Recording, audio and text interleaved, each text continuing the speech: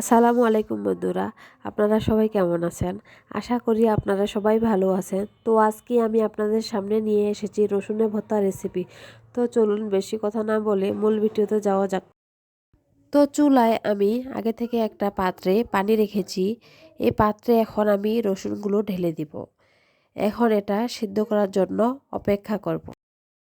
তো দেখতে পাচ্ছেন এখানে আমার রসুনগুলো সিদ্ধ হয়েছে। এখন আমি একটা ছাঁকনির সাহায্যে এটাকে উঠিয়ে নেব একটা প্লেটে। এখন আমি রসুনগুলোকে ঠান্ডা করতে দিয়েছিলাম, এখন ঠান্ডা হয়েছে। এরপরে এটাকে দুই ফালি করে নিয়েছি। তারপরে আমি শুকনো মরিচ লবণ দিয়ে এটাকে ম্যাশ করছি। তারপরে সরিষার তেল দিয়ে এটাকে মাখিয়ে নিয়েছি।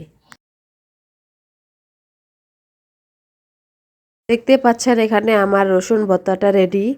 আমার রেসিপিটি যদি আপনাদের কাছে ভালো লেগে থাকে তাহলে লাইক কমেন্ট শেয়ার করবেন এবং আমার চ্যানেলটিকে সাবস্ক্রাইব করবেন এবং কমেন্টে জানাবেন আপনারা পরবর্তী কী কী রেসিপি দেখতে চান। আল্লাহ হাফেজ।